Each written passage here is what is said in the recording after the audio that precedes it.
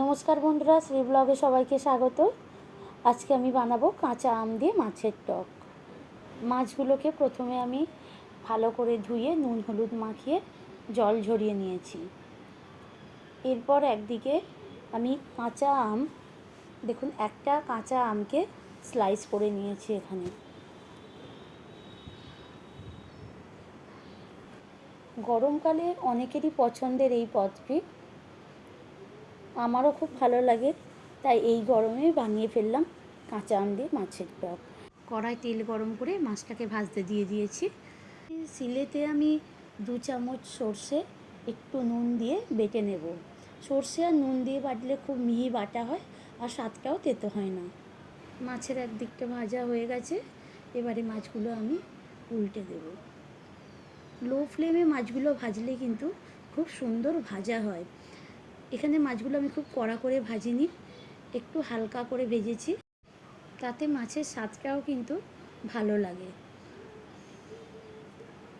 এখানে মাছ ভাজার আমি বাকি তেলটা তুলে নিয়েছি, অন্য তরকারিতে ব্যবহার করে নেব, কেননা এখানে অতটা তেল লাগতো না। এখানে সামান্য একটু তেল দিয়ে এর মধ্যে আমি শুকনো লঙ্কা 5 ফোড়ন দিয়ে দেব।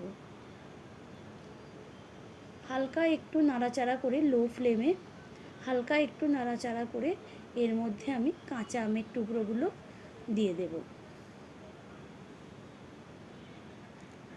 কাঁচা আমের টুকরোগুলো দিয়ে এর মধ্যে আমি একটু নুন আর হলুদ দিয়ে হালকা ভেজে নেব।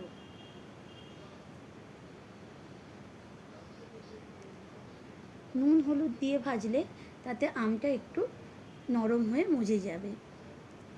এবার এতে আমি আগে থেকে বেটে রাখা সর্ষে এখানে দিয়ে একটু কষিয়ে নেব। এর মধ্যে আমি আরও একটু জল অ্যাড করব। জলটা ফুটে উঠলে আমি এর মধ্যে একটা একটা করে মাছ দিয়ে দেব।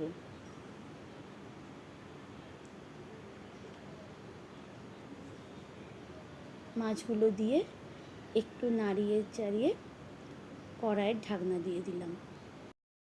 এবার 10 মিনিট পর ঢাকনা খুলে দেখলাম, দেখুন মাছগুলো আর আমগুলো খুব সুন্দর সেদ্ধ হয়ে গেছে। এর মধ্যে আমি একটু 2 চামচ ছোটো চামচে চিনি অ্যাড করব।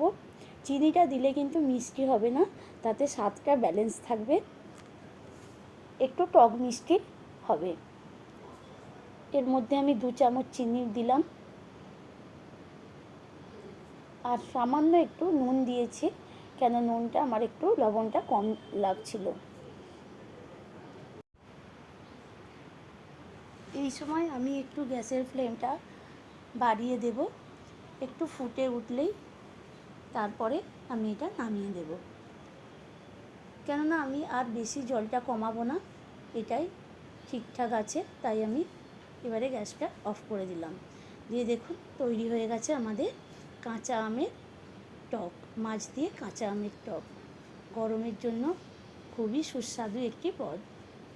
রেসিপিটা ভালো লাগলে অবশ্যই একটা লাইক কমেন্ট শেয়ার করবেন আর চ্যানেলটাকে সাবস্ক্রাইব করার অনুরোধ রইল।